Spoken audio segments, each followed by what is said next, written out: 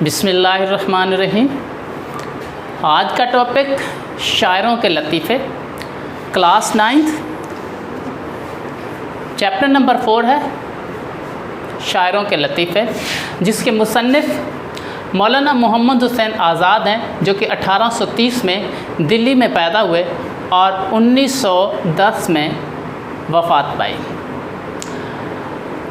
मोहम्मद हुसैन आज़ाद की अहम तसानीफ़ जो हैं, जो उन्होंने किताबें तहरीर की, उनमें आबे हयात, दरबार अकबरी, नरंगे ख़याल, क़सस हिंद, सुखनदान फ़ारस और नज़्म आज़ाद, ये उनकी अहम तसानीफ़ हैं। शायरों के लतीफ़े में शायरों ने शायरी के ज़रिए कुछ मज़ाह पैदा किया, जिनमें बयान किया जाता है कि दो शख्स, उनमें से एक मीर तकी मीर का तरफ़दार था, जबकि दूसरा मिर्ज़ा असदुल्ला ख़ान गालिब का तरफ़दार था। दोनों की बहस हुई आपस में।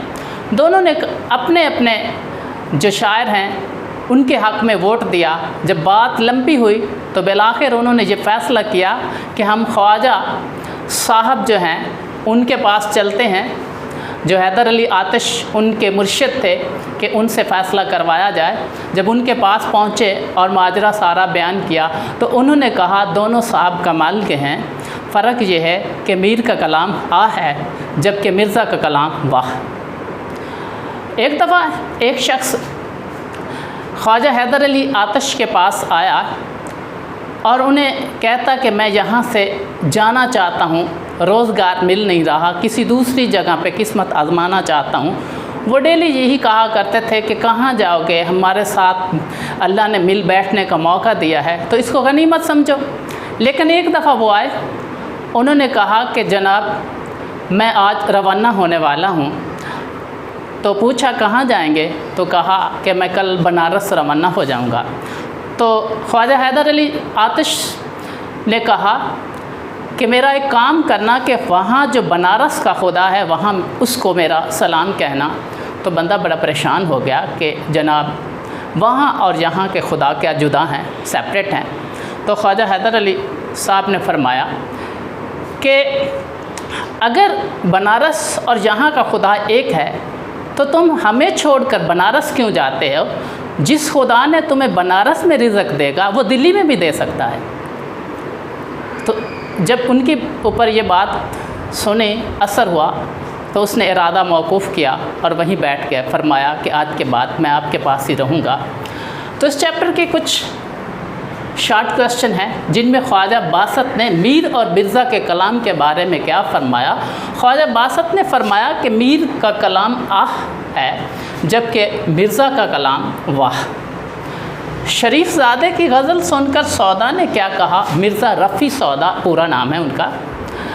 मिर्ज़ा रफ़ी सौदा ने फरमाया कि मियाँ लड़के जवान होते नज़र नहीं आते, ये इसका जवाब है। एक और क्वेश्चन, सैयद इंशा के असरार पर जुरत ने कौन सा मिसरा पढ़ा। उसने मिसरा पढ़ा, इस जुल्फ़ पे फपती शब देजोर की सूजी।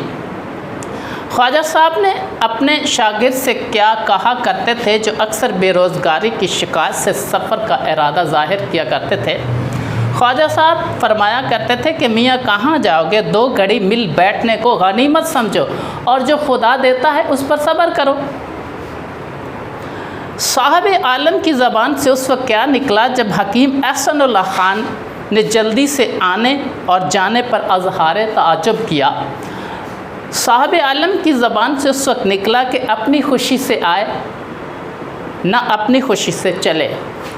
ये मिसरा है, जब अल्लाह ताला ने इंसान को दुनिया में भेजा तो उनकी खुशी नहीं थी दुनिया में आने की, और अब इंसान की ख्वाहिश ये भी नहीं है कि वो दुनिया छोड़ के चला जाए। कुछ अल्फाज हैं, गर्मी इसकी सर्दी मुतज़ाद है, ख़ास आम मतला मक्ता है। मतला का लफ्ज़ी मतलब होता है तलू होना, और ये नज़म में पहले शेर को कहा जाता है, जबकि मक्ता का लफ्ज़ी मतलब होता है काटने की जगह ख़त्म हो जाना, जो नज़म का या गज़ल का आखिरी शेर कहलाया जाता है, जिसमें शायर का तखल्लुस होना ज़रूरी है।